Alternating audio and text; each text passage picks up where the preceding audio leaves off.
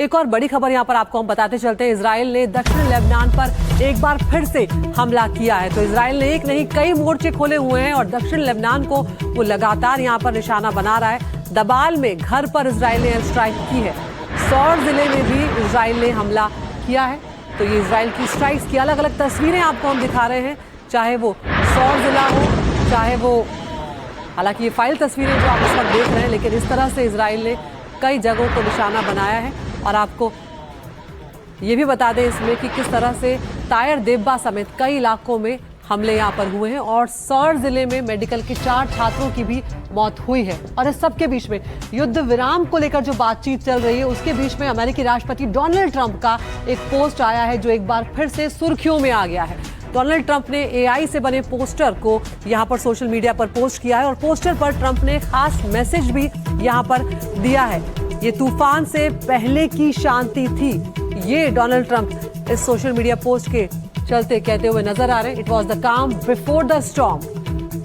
तो ये तूफान से पहले की शांति थी। क्या कुछ संदेश इसमें वो देना चाह रहे हैं, ये अपने आप में बहुत ज्यादा देखने की जरूरत है कि क्या वो ये यहाँ पर इशारा कर रहे हैं कि क्या हमला एक बार फिर से हो सकता है, युद्ध एक बार फिर से छिड़ सकता है। और अगली बड़ी खबर का हम यहाँ पर रुख कर रहे हैं। डोनाल्ड ट्रंप की ईरान को नई चेतावनी यहाँ पर सामने आई है।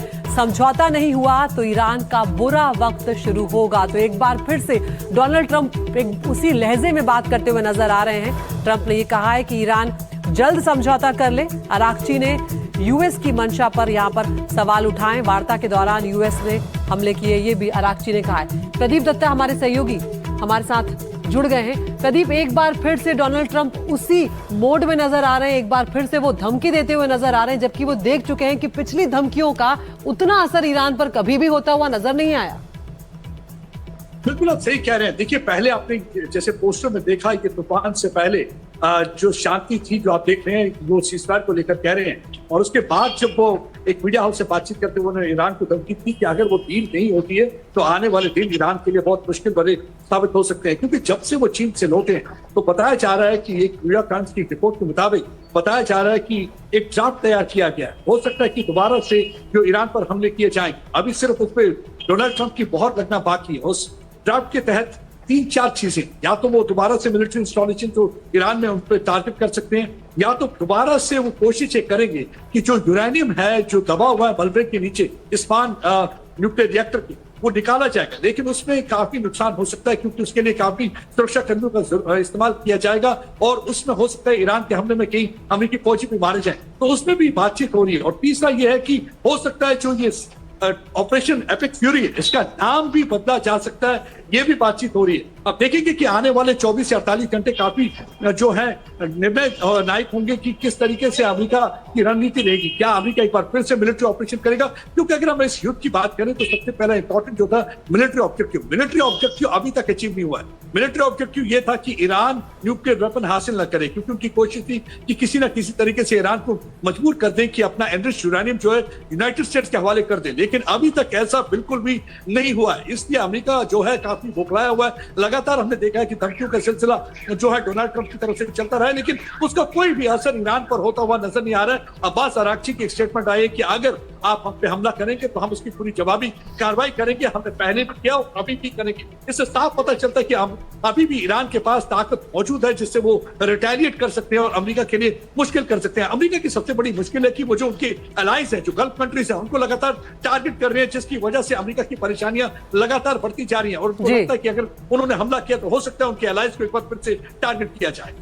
बिल्कुल। और खाड़ी देशों में भी प्रदीप, खासकर अभी भी एक भय, एक डर जो है वो बना हुआ है कि अगर फिर से ये युद्ध शुरू हो जाता है तो पहले ही जो तेल का संकट है प्रदीप, वो हम देख रहे हैं कि भारत समेत तमाम देश जो हैं वो उससे अब जूझने लगे हैं। तो ऐसे में अगर अब एक बार फिर से युद्ध की स्थिति या हमले शुरू होते हैं तो वो वाकई में बहुत परेशान करने वाली बात होगी।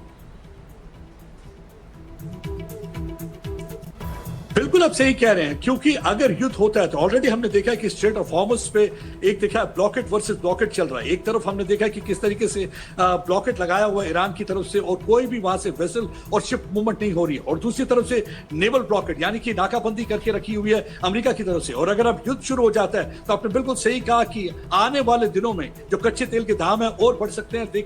अभी भी आप देख सकते हैं कि इसका रिपल इफेक्ट जो है पूरी दुनिया में महसूस किया जा रहा है, और भारत में भी इसका रिपल इफेक्ट देखा जा रहा है। प्रधानमंत्री ने 2-4 दिन पहले कहा था कि आपको कुछ चीजों पे जो ऑस्टेरिटी मेजर्स यानी कि आपको कॉस्ट कटिंग करनी होगी। उन्होंने कहा कि 1 साल के लिए आप सोना ना खरीदिए, कार को कूल करिए, और कोशिश है कि आप फॉरेन शोर्स और ट्रैवल ना करिए। तो यानी कि आने वाले दिन काफी मुश्किल हो सकते हैं।